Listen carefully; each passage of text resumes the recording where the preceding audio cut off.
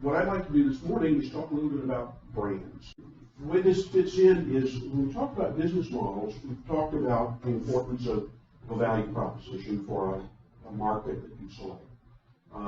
We've talked a bit about cash flow and revenue that you generate through whatever pricing structure you create. But there are two elements we have not talked about, and one of those is sustainability. You would really like to create a business that's going to last for a long time. Making one sale and being done, if it's a big enough sale, might be fine. You'll retire. But most of the time, we're interested in creating a business that has legs and will stick around for a while. I mean, even if you don't stick around, something that's valuable enough that you can sell it to someone. I was actually with an entrepreneur who was on Friday at an event. He was telling me that he has vetted 179 businesses in the last year, and started about a dozen of them. And most of them he sells off, because he says they're not big enough, so I want somebody else to take them on. He doesn't view businesses as failures; he just views them as opportunities for other people to purchase a smaller business that you want. But you want something that's going to be sustainable. And so we're going to talk a little bit about the sustainability issue. In particular, we talk about sustaining cash flow over time. And indeed, the value of a business, one way to value a business, is to look at what the cash flows will be over some period of time, often 5 to 10 years. Discount that cash flow, and that's the value of the business. Pretty simple, straightforward, actually. But you have to ask yourself how you're going to sustain the business. Is demand going to remain there in the marketplace? Are you going to be able to sustain the business in the face of competitors who may work to undercut your costs, or perhaps develop an innovation that replaces your product? And so you have to ask yourself, what can we do to sustain the business over time? There are a variety of things that we can do. I'm going to focus on a couple of them in this class. One is just to make it really uncertain that anybody can duplicate what you do. Walmart does this. People at Walmart get up in the morning thinking about how they can be more efficient in terms of distribution. There's a whole culture around being efficient. And it's just not clear that another retailer could actually create that culture. And so the uncertainty creates risk, and that may prevent people from entering. Certainly low cost. In every market, there's a low-cost provider. And if you have low costs and you will pass those on to your customers, there's always a part of the market that's interested in low cost. The problem with low cost as a way of competing, and as a business model, is there can only be one low-cost provider in the marketplace. So if you're not the low-cost provider, you have to figure out some other way to stay in business. By the way, being a low-cost provider is a really difficult way to stay in business, because there's always somebody coming into the market figuring out some way to undercut your costs, often with lower quality or lesser service, but they're always working on cost. But it can be very successful. Walmart's been very successful at it. You might have access to unique resources. For example, there's a mine out in the Mojave Desert that provides bauxite. The only source of bauxite is a chemical that exists in the United States, and it's owned by, guess what? U.S. bauxite. Anybody know what bauxite is used for? Goes into laundry detergent. And they're big suppliers of this particular chemical, which they mine, to most of the major laundry detergent providers. They own the mine, so they have access to a very unique resource. And unless somebody wants to start shipping it in from someplace outside the U.S., they kind of have a monopoly. But even if somebody starts shipping it in, there's shipping costs. Certainly patents, copyrights, other kinds of intellectual property, give you some protection. And you, by the way, you patent things other than just tangible product ideas. You can patent business processes. Copyrights last for a very long time. And one of the innovations of Disney, Michael Eisner, when he was CEO, was to look in the vault and discover that they had all this copyrighted material that they weren't doing anything with. And so now Disney, every 7 years, re-releases Snow White and other cartoon characters, a way of generating income off of copyrighted material. Certainly just being innovative and creative. Again, not an easy way to make a living, because if you're innovating, if you provide innovation, they want the next innovative thing. But Apple's done very well, being very, very innovative. Just being fast to get to the market, responding to the market quickly. There's a part of the market that generally wants things now. And so if you can provide that, that may give you a sustainable model. Sometimes they're just barriers to customer switching. It's just inconvenient for customers to move away. Customers have to get really angry to go through the effort of leaving. This is often the case with a lot of financial products. Once I have insurance, I don't really want to switch. It's a lot of trouble. I don't want to change banks. It's a lot of trouble. Change accounts. And I've got automatic pay, and suddenly there's all these barriers to switching.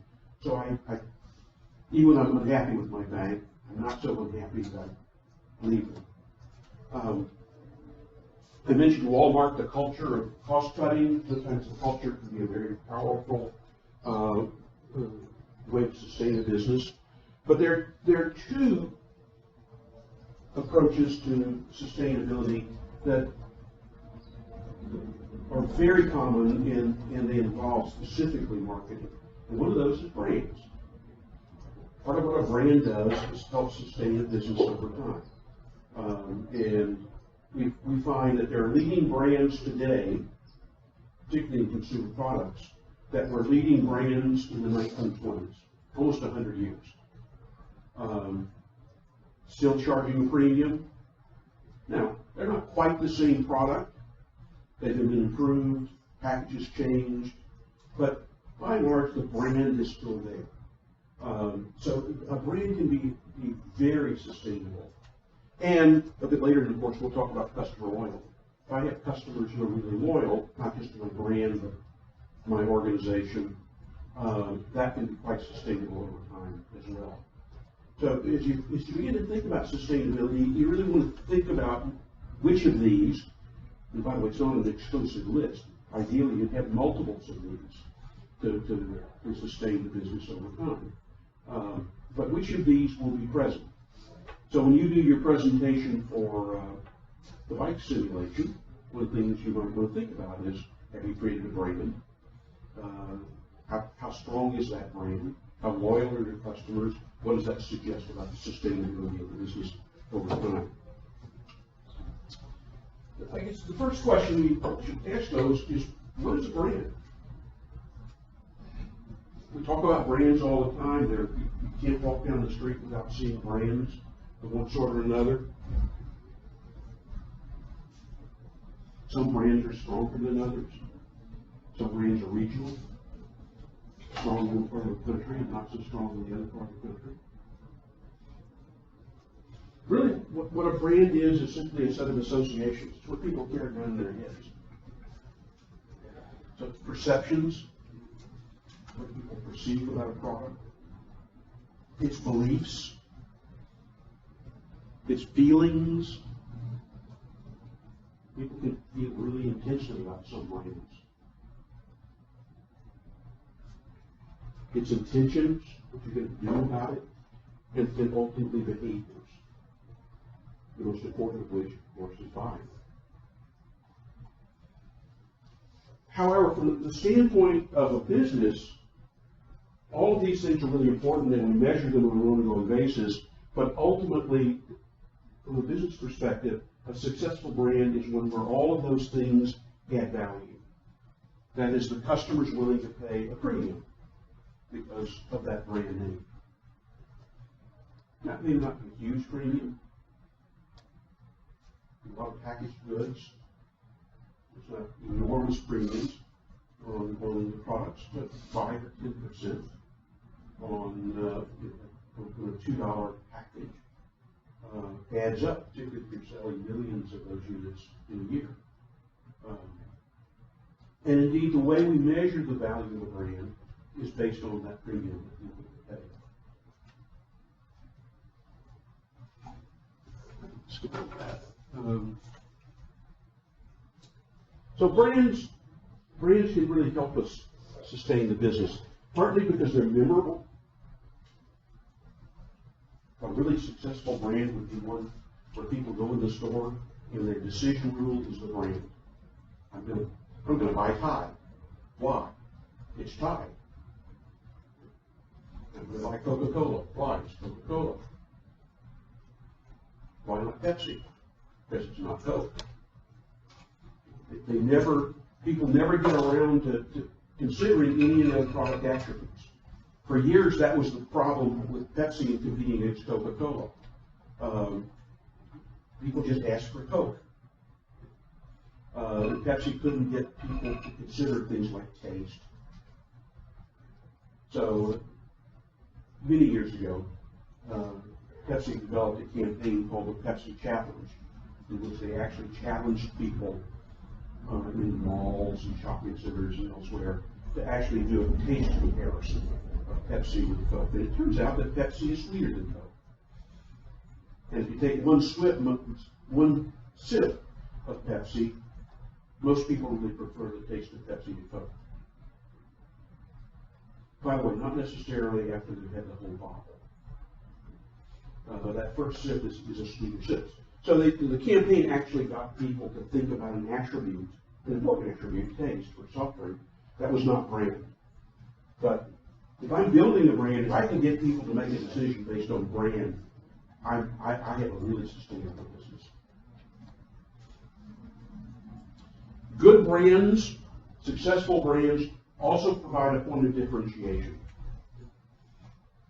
The brand name itself might tell you something about the product. But certainly the brand should communicate, have one of the associations be some point of difference.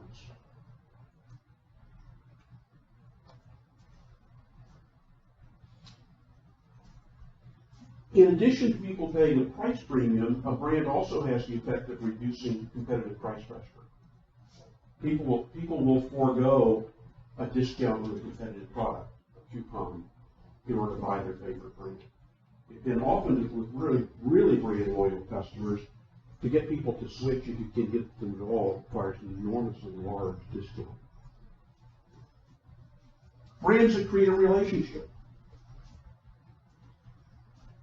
Many customers, when they can't get their favorite brand, won't buy at all. Or somehow they feel like the world is not right.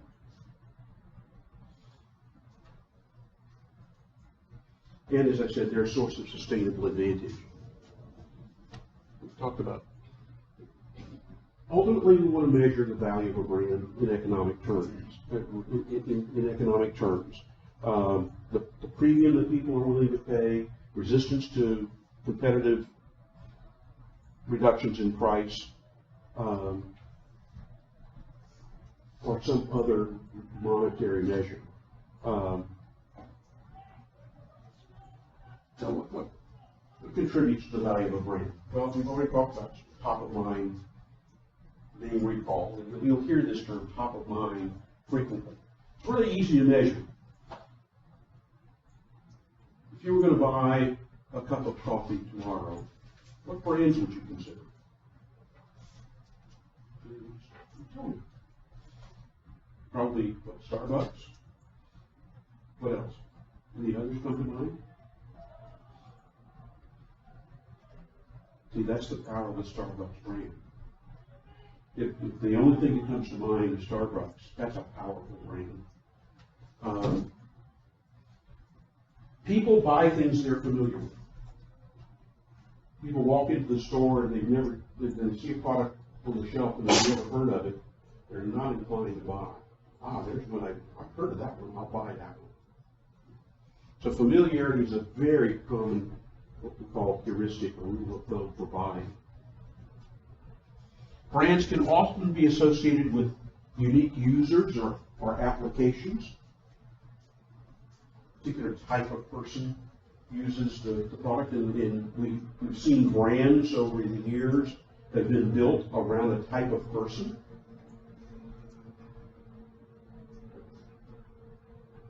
So for quite a number of years, Dos Equis, the beer, was built around a character called the most interesting man in the world. It's part of the persona of the brand. There was a perfume that was very successful, not still around, but not so successful, anymore today, called Charlie. Charlie was built around a persona, young, stylish woman. It was featured in all of the advertising. A brand might be built around a unique product feature. The Macintosh was originally built around the mouse. Now everybody's got a mouse. They were unique for a while. Or it may be built around, When brands do that, like what you're saying about Dos Equis and building brands around a person, is it like their intention to do that, or do they just find that it like tracks with people and that? Like, for example, maybe like Progressive or something, like how they use flow all the time. Yeah. Like, do you think that was their intention to do that, or did? Oh yeah, it was definitely their intention, because there's an enormous amount of testing that goes on. Long before you ever saw Flow television, they had taken Flow out, or videos of Flow, and shown them to consumers to figure out how they would respond. Procter & Gamble tests every single commercial they run. By the way, half the commercials they produce they don't run. They just don't think they're persuasive enough, memorable enough. So there's an enormous amount of testing that goes on. And they may try out a bunch of ideas. I don't know exactly how Flow came about. Some creative somewhere said, we ought to have a spokesperson, she ought to be this lady, and somebody else said, oh, sounds like a crazy idea to me, but let's go try it out. And so they went and tried it out, and it worked. We now have the Liberty Mutual EMU. Don't ask me where that came from. Okay. It's kind of clever, and it's memorable, seems to work. Again, a lot of testing went into that. So as you begin to think about a brand identity, you may try out a number of them. One of the products that I worked on when I was in advertising was Hamburger Helper.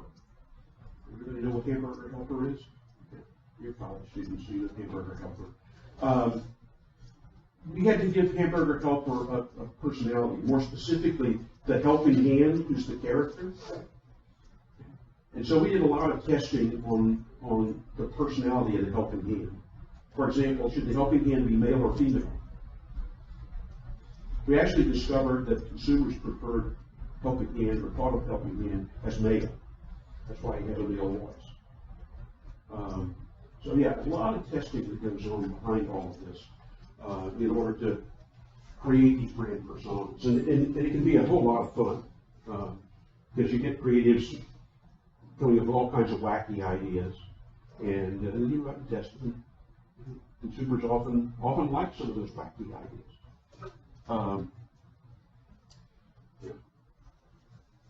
Type of use.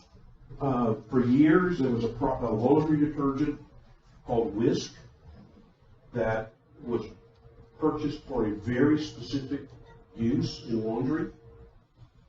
And they had ran a series of commercials called Ring Around the Collar. The notion was that you would take this liquid detergent and pour it around your collar to clean your collar. And you couldn't do that with a collar detergent.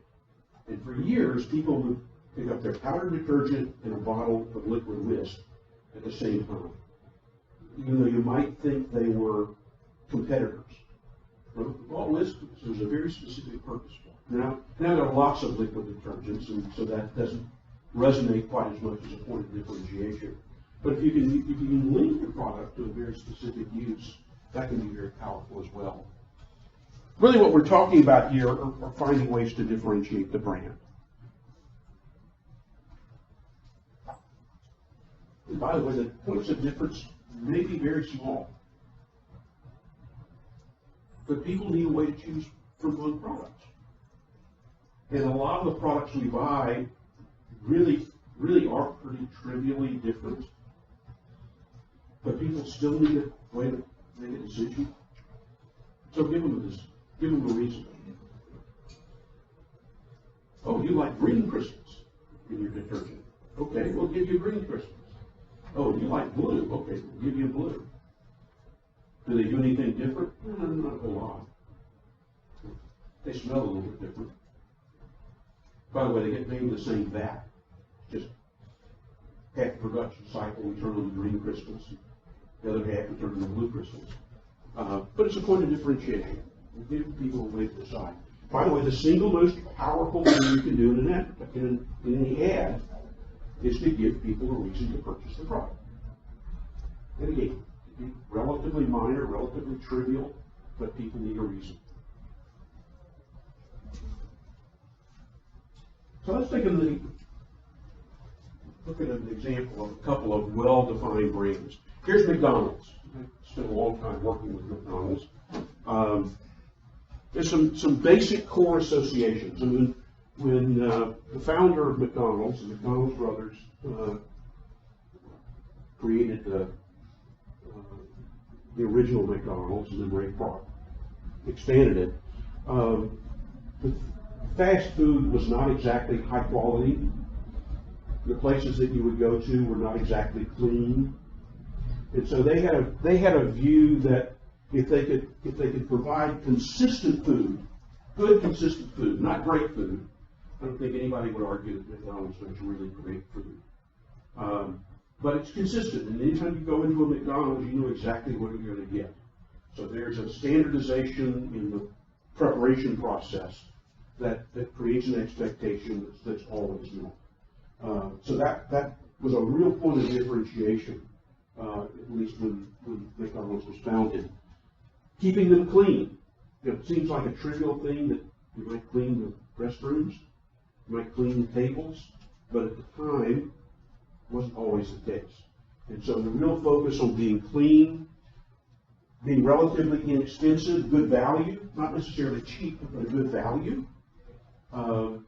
being fast, get in and get out quickly.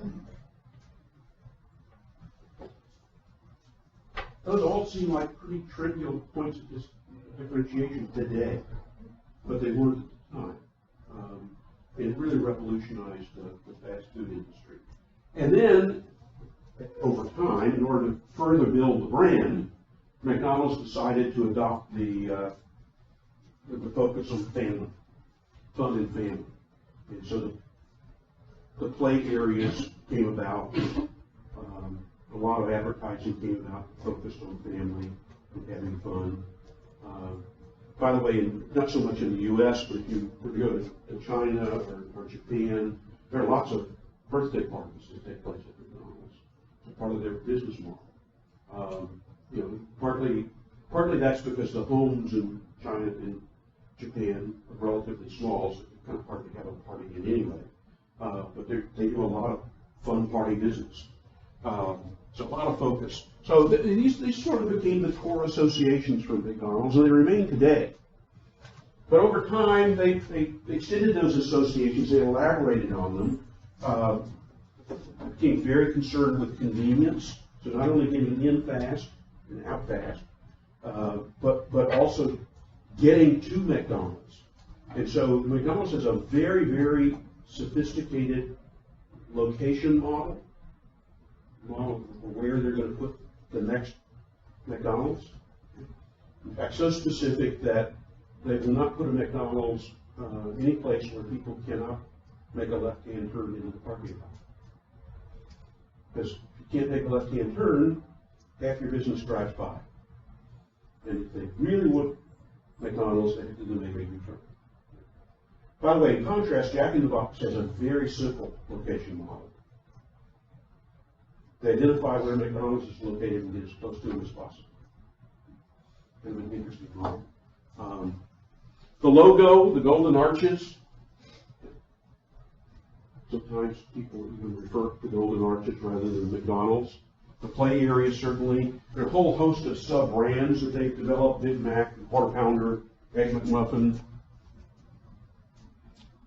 So there's lots of functional value.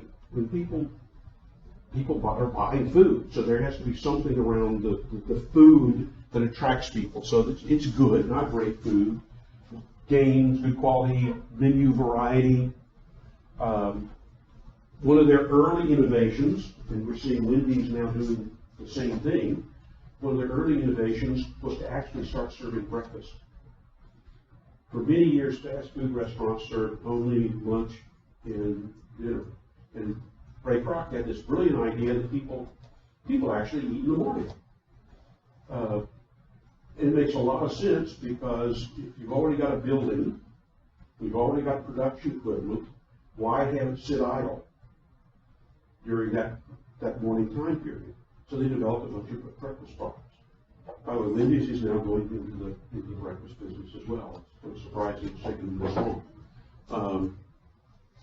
A lot of emotional benefits. It's fun for kids. Pretty exciting. Again, a lot of warmth, feel-good kinds of things that happen at McDonald's. So if we could open people's heads up and look inside, what we might actually see is kind of a mental network of all of these associations. And for McDonald's, that mental network tends to be pretty elaborate. Here's the brand and the golden arches, but there are a whole bunch of products that are associated with it, a bunch of specific brands, some things related to the quality of the product, the value, the service, some things related to the kids. You've got Ronald McDonald in here, and even more recently, some social involvement. McDonald's does a lot of charity work. Ronald McDonald House is a place where kids with cancer can go along with their parents. By the way, Children's Hospital here in Los Angeles discourages fast food. They don't think it's healthy for kids. Except, guess what? There's McDonald's in Children's Hospital. Why do you think there's a McDonald's in Children's Hospital? There's also a Ronald McDonald House. So, while I don't want to say the folks at McDonald's are not altruistic, there's a business side of what they do as well. But the really strong brands in the marketplace tend to have these very rich, very elaborate networks. And if you just sit with somebody and talk with them about a brand, say, just three associates tell me about the brand. And every so often, when they pause, say, and anything else? And they pause again, anything else? You suddenly get these rich, elaborate networks. Here's another example of a brand network. This is Coca-Cola. Coca-Cola has been around 100 plus years. And it's very, very successful. In many ways, Coca-Cola is purely a brand. Yes, they have some bottling, but a lot of the bottling is actually done by other firms. What Coca-Cola sells is the syrup and the brand. And it's become somewhat iconic. Even the bottle is distinctive, the contour. In fact, a number of years ago, when plastic bottles became the rage, Coca-Cola went to plastic bottles, and after a couple of years said, this isn't helpful, because we've just lost part of our brand identity, the contoured bottle. So they brought the bottle back. All kinds of sub-brands, certainly the benefits of thirst quenching and taste, but the script is part of the brand. Certainly a lot of the advertising is associated with fun, with music, with entertainment. And then they've had really iconic advertising and slogans. So one of my favorite was the real thing. For about 10 years, Coca-Cola advertised itself as the real thing. By the way, if you're not the real thing, what are you? Very strong statement about what your competitors are. Always, another theme. Polar bear. I use polar bears a lot. What do polar bears have to do with soft drink? Yeah. I mean, it's just the association of it's just the association of being cold. Yeah, that's all it is. It's a way of making the association with being cold. And I guess polar bears are a little more cuddly than penguins, I suppose. But it works. It works very successfully. We would not know Santa Claus as we know him today, except for Coca-Cola. Coca-Cola took the Santa Claus character that we know today, that was not very well known, and turned it into an advertising campaign. And we have Santa Claus today is thanks to Coca-Cola. There are lots of ways to get at the associations that we're talking about, and they all tend to be a lot of fun. I mentioned free association methods where you say what comes to mind, but there are other things that you can do. You can have people find pictures. A very common technique is to give people an old magazine and say, go through this magazine and cut out pictures that remind you of the brand. Make kind of a collage, and then you ask them to explain, why does that remind you of the brand? And you often get a lot of really interesting things that you wouldn't otherwise get if you just ask people in words, because there's imagery in pictures that we get at. Or you might ask, if the brand were a person, what would that person be like? That's my helping hand example, but when you're trying to create a spokesperson or brand personality, you want to make it consistent with people's expectations. So you go out and say, okay, if it's a person, what would the person be? Or you might ask, if the brand were an animal, what animal would it be? And why? I did some work for Hewlett-Packard printers a few years ago, and we actually asked this question of people who buy Hewlett-Packard printers. And a number of people said a turtle. Now, you might think that's a bad thing until you ask why. Because when you said turtle, they weren't talking about speed. They were talking about it's rugged, it's got a shell. You can't harm it. It's reliable, it's durable. And we kind of got at that from talking about turtles. You might have consumers write an obituary.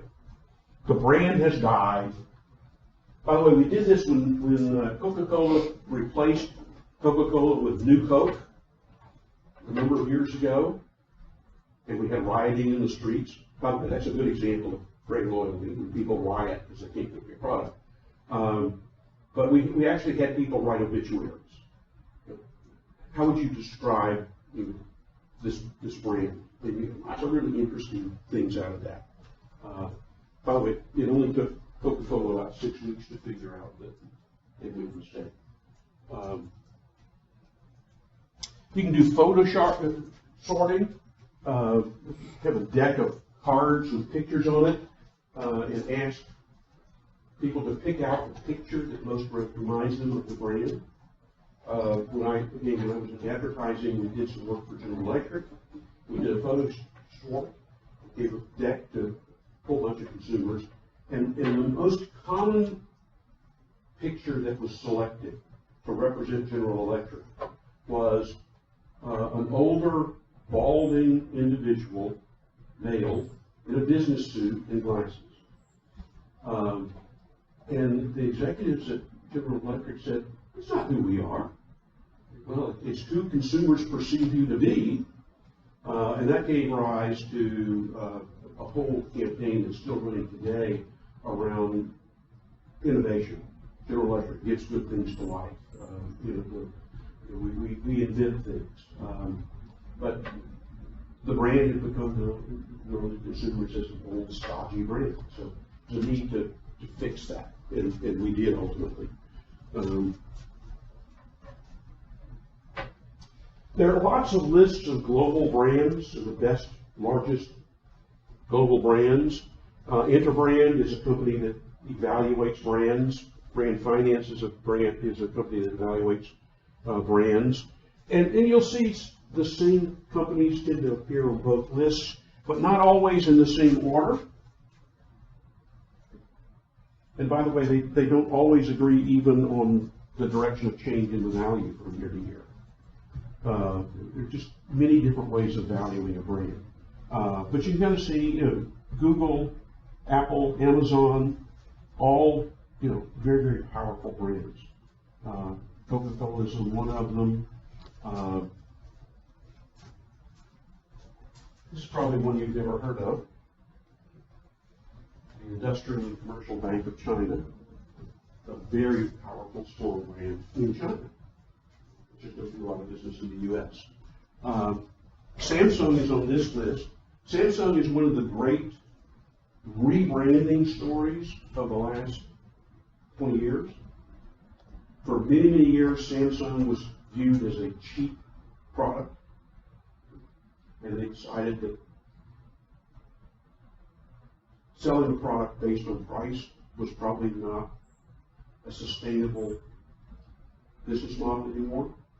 The Japanese did this, the Koreans did it, the Chinese have done it, now the Vietnamese are doing it. But again, the problem with price is you're always going to find somebody who can do it for less. And it's also hard to really build a high quality of life and a middle class when you're competing solely on price. And so in the mid-90s, Samsung said, we're tired of playing the pricing game. We're tired of getting up every morning and thinking about how to cut costs. We're going to build a brand. And so they really began working on brand. They invested a lot in R&D. And if you're ever in Korea, you should go to their R&D facility. It's a spectacular facility outside of Seoul. Invested in a lot of advertising. They changed their distribution network. So they began to move into higher end distributors, Bloomingdale's and so forth, as opposed to really low end distributors. And as a result, it's gone from a brand that nobody really had heard of, or if they heard of it, it was kind of a low price electronics product, to now, as you see, a brand that makes a top 5 list. By the way, the CMO, the Chief Marketing Officer, who was responsible for that, ultimately left and became the CMO at Intel. He's had a very illustrious career. One problem that we do have with branding is branding services, although there's some very successful brands around services. But one problem we have is often we don't productize a service. What I mean by that is we don't define it very well. What is the service? You often get service creep. By that we mean that there's a service, but we could give you this, or we could give you that, but not always, maybe not this time. And so the definition of service gets fuzzy. So if you're going to brand a product, a service, it becomes really important that you define it very clearly. Services also tend to be inherently intangible, not something you can actually hold in your hand. And so people tend to use all kinds of non-service relevant cues to evaluate. So how do you know you're getting good medical care?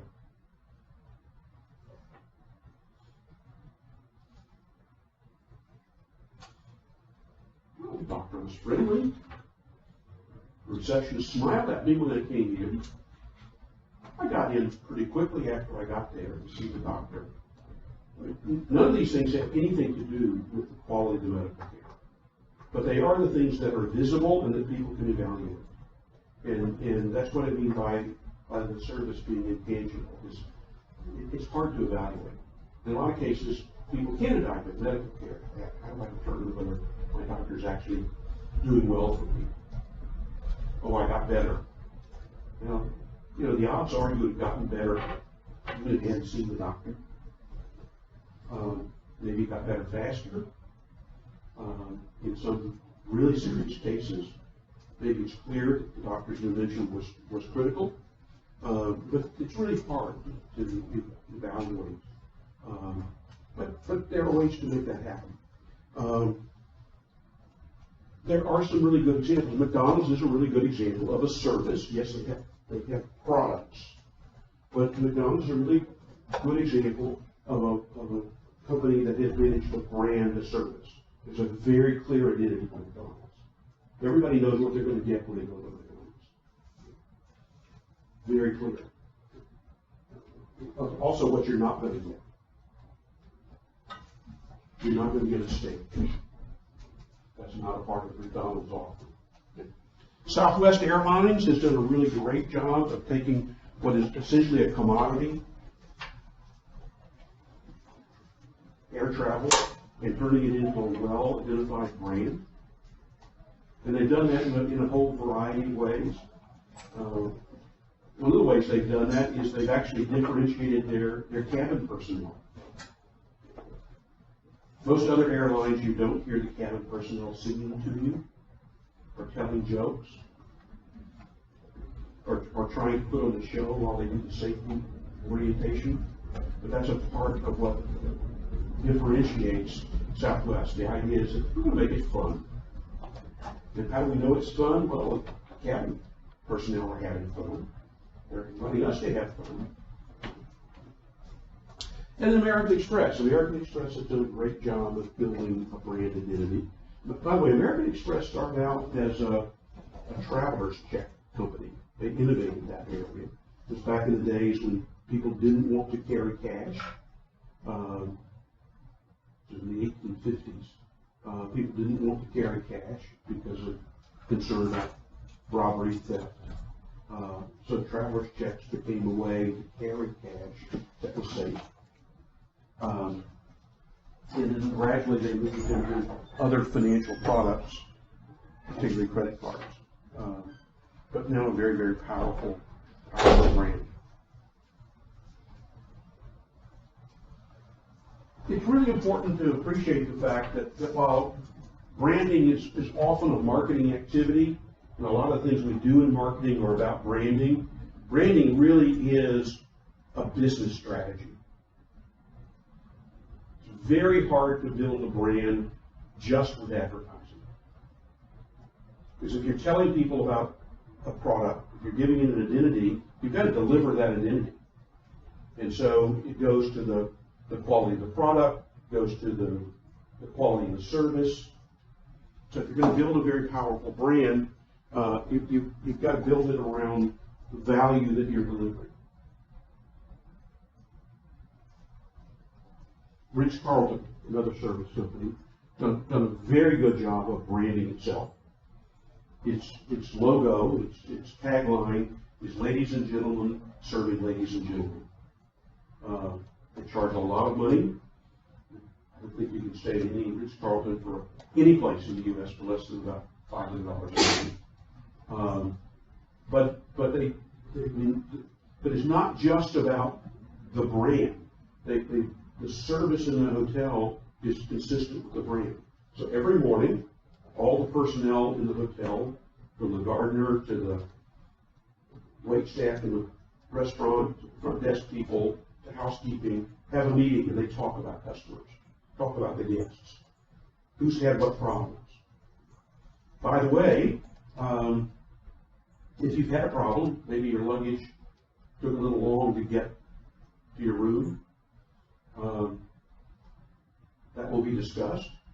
And when you go to dinner You might find that the waiter says, "Oh, I heard you had a little problem with your luggage earlier today."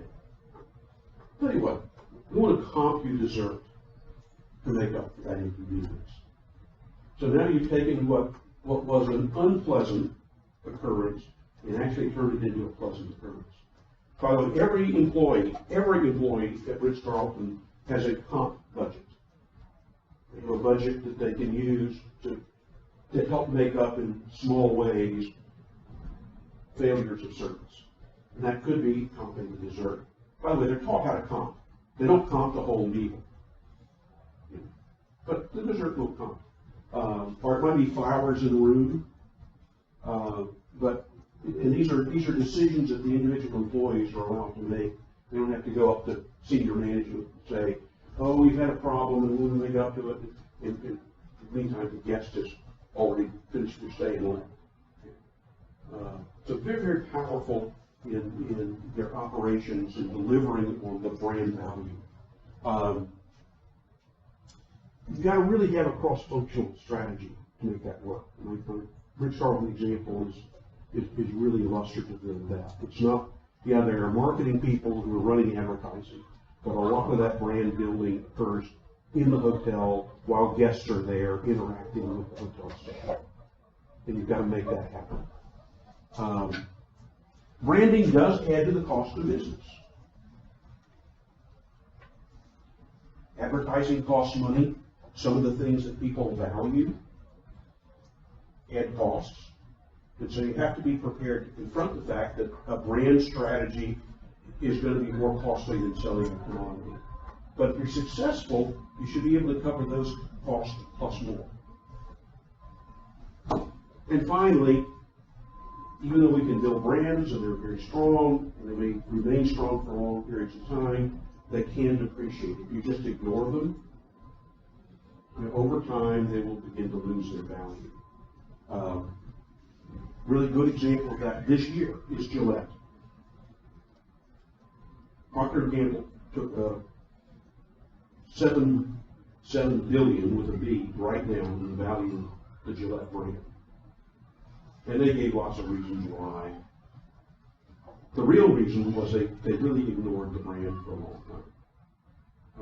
They got very used to big margins and didn't really put much back into the brand. And so it eventually depreciated in value. So there's need to continually reinvest, continue to improve the product, innovate, continue to tell people about the product, give them more reasons for buying. So let me give you a little case study, an extended case study of building a brand from scratch and then killing the brand. So the whole life cycle. Back in the 1980s, General Motors looked out at where the next opportunity might be in the automobile market.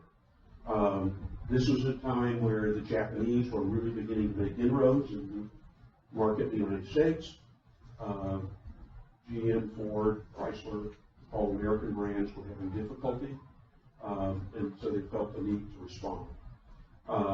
General Motors decided that, after extensive research, that it didn't want to repeat all the bad habits of the automobile industry. Because when you go talk to automobile customers, they would say, "I hate shopping for automobiles.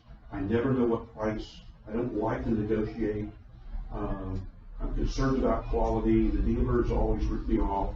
Just not only was there a problem with the quality of cars, and it was a problem with the quality of cars, it was a problem with the quality of the shopping experience. And so what General Motors did was they created a completely new division, not even in Detroit, with all the other General Motors headquarters, to create a new type of automobile, which ultimately became the Saturn. The idea was that the identity was, it's not just another new car, but it's a whole new way to think about cars. It's not just a car, it's a relationship. A lot of focus on complete and total quality and on customer satisfaction. and also a lot of emphasis on it's not GM. They really went out of their way to have no association with General Motors at all. By the way, it tells you something about the brand identity of General Motors at the time. By the way, they went and took lessons from Loyola with respect to quality of manufacturing. They decided to confront the problem of the unpleasant buying experience with kind of an extended identity, no pressure. There was no negotiation. There was a sales price on the car, and that's what you paid. No negotiation. The salespeople were friendly, informative, didn't pressure you to buy. By the way, they weren't on commission, they were on salary, so they didn't necessarily have an incentive to sell you the car, to be helpful. The idea was to create a sense of trustworthiness. So they developed value proposition, the functional benefits. It is a car after all. So quality in an economy car, pleasant buying experience, friendly service after the sale. There were some emotional benefits. They really emphasized the fact that it was a U.S. made car. By the way, they made it in Nashville. I happened to be in Nashville at the time, at Vanderbilt. Very friendly relationships with the Saturn dealers. And there were a whole lot of symbolic benefits. They depicted the owner as somebody who was financially wise, down to earth, fun, kind of young at heart. Developed a whole new name, new set of icons and symbols, new slogan, a different kind of company, a different kind of car, and completely redid the point of sale, the dealership. They even went and hired an advertising agency that had never done any advertising in the automotive category. They really wanted to be different. The traditional automotive advertising, and you still see a lot of it today, tends to focus on product attributes, characteristics of the automobile. Most of the ads look alike. That's still true today. You see a television ad on an automobile, and they're driving through the mountains or driving on the beach. What car is that? Well, I don't know. What all the ads look like. There was no coordination between what the local dealers were doing in terms of advertising and what was happening nationally. So local advertising tended to focus on price. And the result was that there wasn't really clear communication occurring at all. So what GM did was that we want to build a brand. In order to do that, we're going to hire a company that has never done any business with an automobile company before, and we're going to give them everything. Kind of a risky strategy, but during this period, during one 18-month period, General Motors' market share dropped from 45% to 33%. So they really had to do something radical. So they went out and they hired Hal Riney. Hal Riney was an agency up in San Francisco. As I said, completely knew the auto industry. They got to design everything. They designed the advertising at the national level, at the local level, the dealers. They designed the showrooms. They designed promotions. I'll talk about those promotions, but there were promotions that were really focused on building a relationship. And the whole idea was to create a consistent image.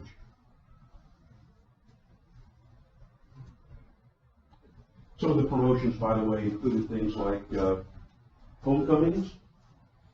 Oh, you bought a car this year, got a Saturn? We're having a barbecue. Come on over. They do community events. Oh, you're a Saturn owner? We're going to have a day at the zoo. Bring your kids. I mean, things that would really create a sense of relationship. They launched the Saturn in early 1990s, and in the target segment, awareness went from 1% to 40% within 3 months. That's an incredible amount of awareness to build in a short time. After 6 months, it was 79%. By the way, 80% is generally regarded as the sweet spot for awareness. After you get to 80%, it gets really expensive to reach the remaining 20%. But after 4 years on the market, Saturn had virtually 100% awareness. And unaided recall in 92 was 14%, 17% in 94. Just when you think about cars, what do you think about? Almost 1 in 5 said Saturn. Tremendous identity. After 1 year, 40% of the segment was the focus. Identified Saturn with all the attributes that they were trying to build: friendliness, quality, pleasant buying experience. By 95, over 60% of the segment felt that Saturn cared about its customers and was friendly. It's a big difference from what people thought about automobile companies before. And here's what happened with sales volume. In 91, 74,000 cars. By 94, they were up to 286,000 cars. In fact, it became the 8th best-selling brand in the U.S. out of more than 200 brands. And here's an interesting figure. In 1994, about 4 years into the availability of the model, 87% of Saturn owners said they'd buy it again. That's a kind of record-setting loyalty.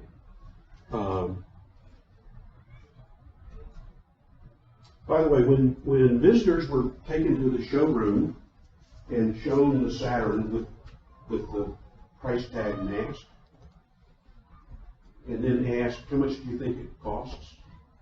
They routinely estimated about $5,000 more than the actual sticker price. So there was some concern that the absence of negotiation would be a problem, because people got used to, oh yeah, there's the sticker price, you don't pay that. You negotiate down from that. Well, this really alleviated a lot of that concern, because the people thought it was a much more expensive automobile than it actually was. So they were pleasantly surprised. It was a positive sticker shock. And in fact, it was even successful with dealers, because among dealers, Saturn became the second most desired franchise, second only to Lexus. So very powerful. Very successful in terms of building a brand, creating a completely new identity for an automobile and for a company. But now the rest of the story. As I said, you have to continue to invest in a brand. And so beginning in the mid-1990s, sales began to flatten. What happened was all those customers who said they'd buy again were getting older. What happens to your need in automobiles as you get older? You still need a small economy car? What do you need? You get married and you have children and you're taking folks to soccer practice, and suddenly you need a much larger car. And so part of what happened was that as their customer base, their very loyal customer base, began to age and their needs began to change, they needed another vehicle that people could move up to. They didn't have it. It was years before they developed a follow-on product. And by the time they got around to developing the follow-on product, a lot of that very loyal base had disappeared. Because they had a need for a larger car, and they went and found one, because they couldn't find one that was a Saturn. And end of story, in 2010, they discontinued the nameplate. So Saturn went from being one of the most successful branding experiences probably in the history of any industry to not being in the market over the course of roughly 20 years. Good example of successful brand require maintenance. People change. People's needs change. In the case of Saturn, you could actually have predicted the nature of those changes. Need a bigger car. We created another Saturn that's a little larger. It took a long time to do that. Competitors come in, and indeed Saturn attracted some competitive offerings. Product improvements occur, you need to improve your own product, and people generally look for things that are exciting and newsworthy. So you've got to keep the news coming. When we look at brands, we can think about brands and their success in two ways. One, there are measures of what we call brand health. We talked last week about intermediate measures of marketing outcomes. This is what we're really talking about when we talk about brand health. So it's things like, how many people are aware of our brand? We track that with surveys. How many people recognize our brand? They see Saturn and they say, oh yeah, I remember seeing Saturn. How many, just in response to an open-ended question, bring it to mind? There's all kinds of measures of knowledge and perception. What do you know about the product? What do you know about the features? What do you know about the benefits? What do you think about the typical user? What do you think about when the product might be used? Of course, there are all kinds of attitudinal measures, trust, confidence in the product, judgments, quality, superiority, satisfaction, emotions, liking, attachment, and then obviously preference measures. Would you consider the product when you're buying? Do you intend to purchase? Do you prefer it to other products? And these are all really, really helpful measures, and most sophisticated brand companies actually monitor these over time through what we call brand tracking. And so they'll take a subset of these, and on a regular basis they'll go out and gather data to determine how well they're doing. And the reason they do this is because this is the kind of information that helps you understand where you might be having a problem. Oh, awareness is down. Let's do some advertising. Preference is down. Well, I wonder why. Oh, we've got a competitor with a lower priced product. Okay, you need to respond to that in some way. Recently, and by recently I mean literally this year, ISO, everybody know ISO? International Standards Organization?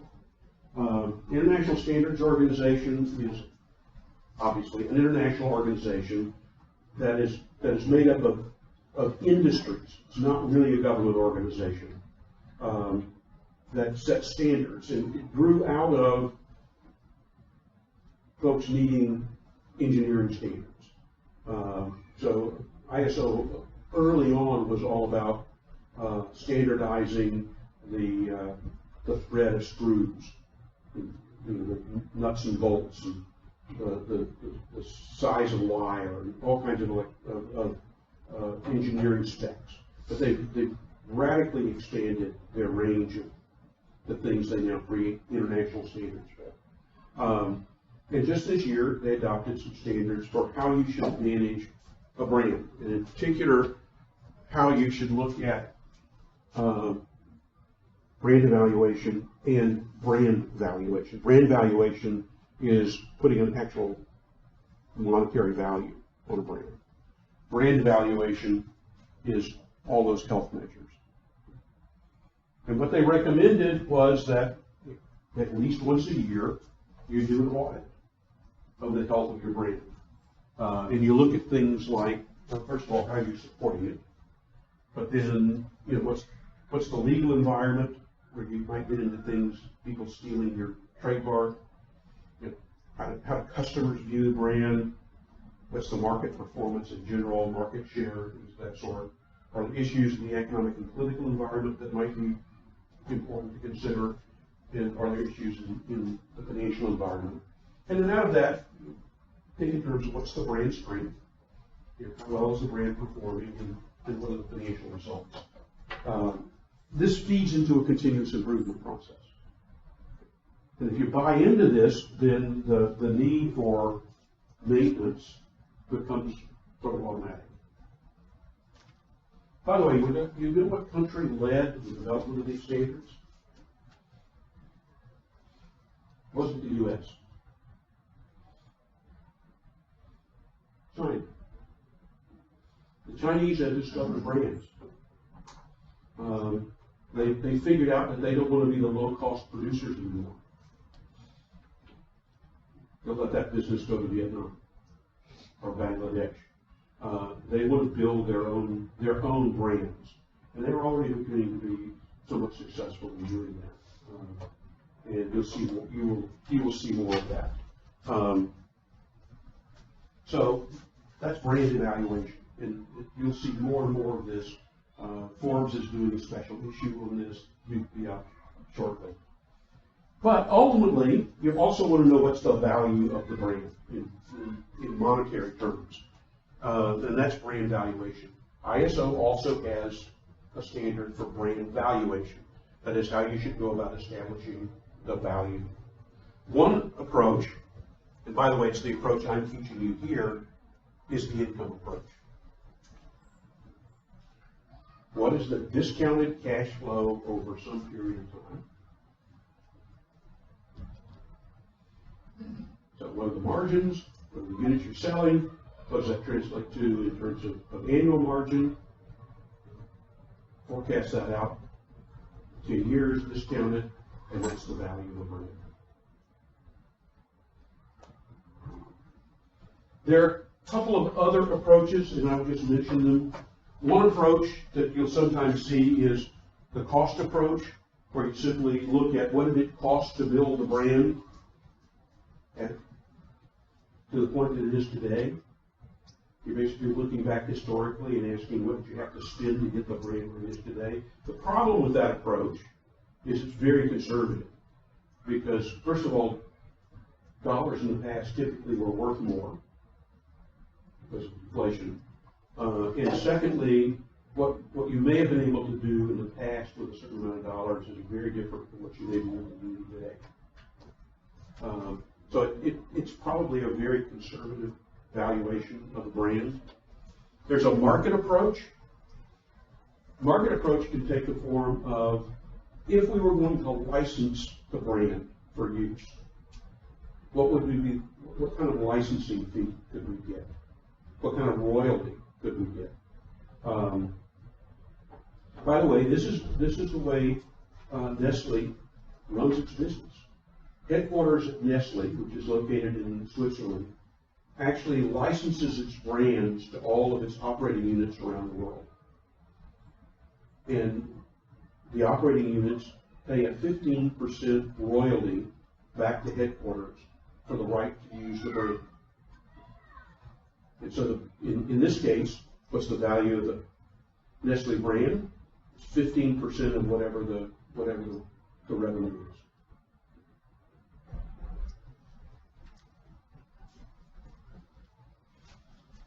A little bit about brand valuation. I won't spend time on that. Again, it comes back to something I've shown you several times before. Some very simple things feed into the value of a brand. Market share, price, size of the category. Market share is influenced by distribution. It's also influenced somewhat by price.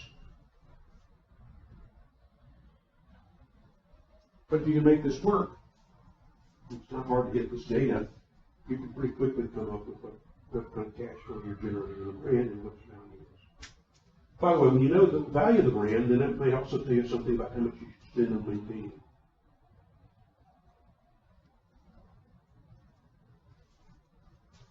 And this is the way brand evaluation would link to brand valuation. Here are all those intermediate outcome measures, the health of the brand. They feed into the generation of cash flow, which creates the value of the product. If you're wondering how to measure brand preference, here's a really simple way to do it. It's a very common tool that's used. This is an example from razors. But we show people this. Could be kind of a mock-up of a store shelf, and we say, if you were buying today, which would you buy? Please circle one. Now we have a really powerful measure of brand preference that I can track over time. How does it change? Does it change? By the way, I could take this measure before I show people an advertisement and take it after they see the advertisement and see if there's any change after people see the ad. That's a measure of how powerful the ad is. By the way, that's the way Procter & Gamble tests its television commercials. If you don't believe that marketing is a science, let me try to convince you. The link between brand preference and market share is very powerful. The link between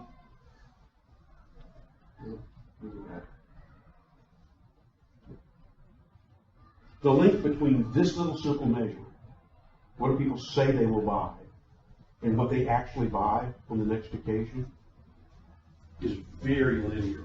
In fact, the correlation is about 0.88.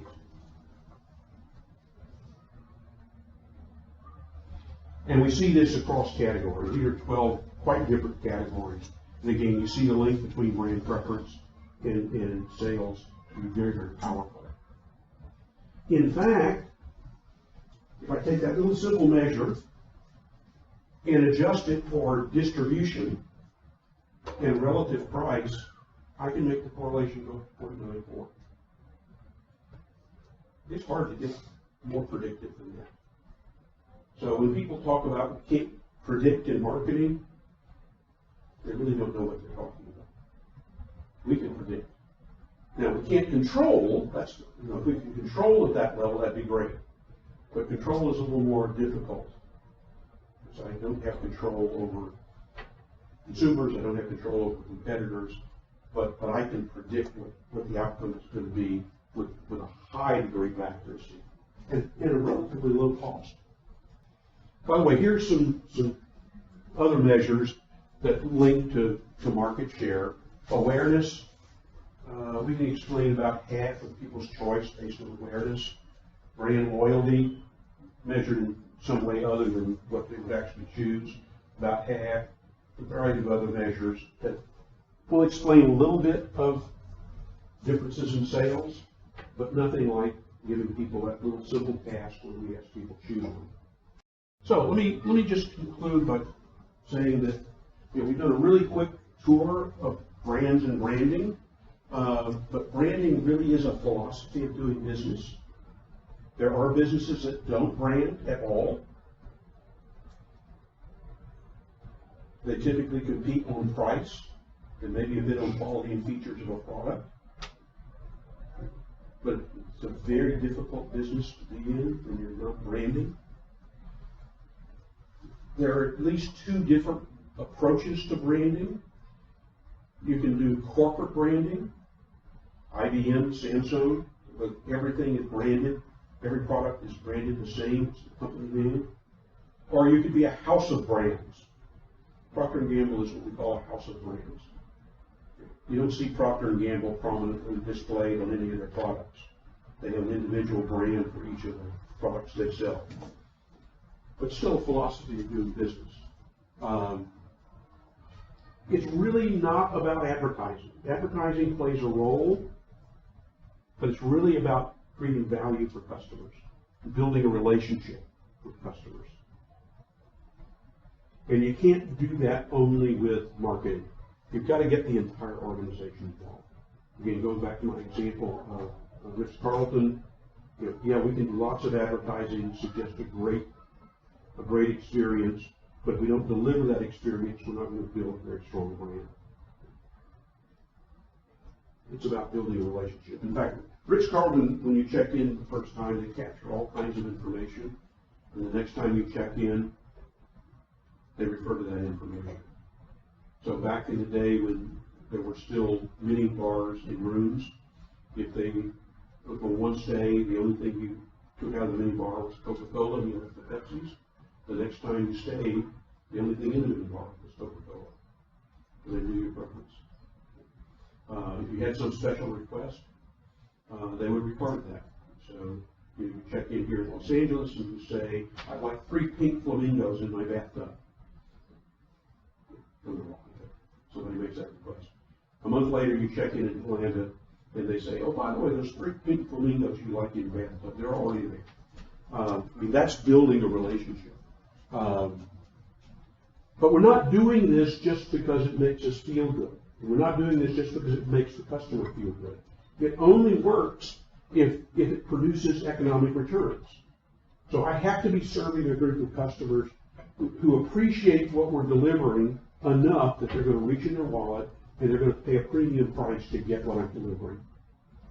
Premium relative to a commodity or some other competitor. And that's what makes branding successful. Branding has become expensive. We're in kind of a slow growth economy, so you don't pick up a lot of new entrants into the marketplace. Competition has gotten really intense. It's much harder to get people's attention these days. There's all kinds of clutter out there. Lots of people trying to sell their brand. Creativity itself tends to be pretty expensive. But that doesn't mean you still can't build brands. We've seen evidence of great brands being built very recently. Facebook. Facebook was unknown in 2006. In 2006, it was still a piece of software in a dorm room at Harvard, being used to match people up for dates. We also don't have to spend a lot of money on building brands. The real expense of building big brands is typically associated with spending on media. Lots of television, lots of events. And so if you can find other ways to get to consumers with things other than traditional media, you can keep your costs low. So a good example of this is Swatch, the watch company. Swatch does very little advertising, but they create lots of events. And they sponsor music concerts, they sponsor athletic events, and they're always featured very prominently at those events.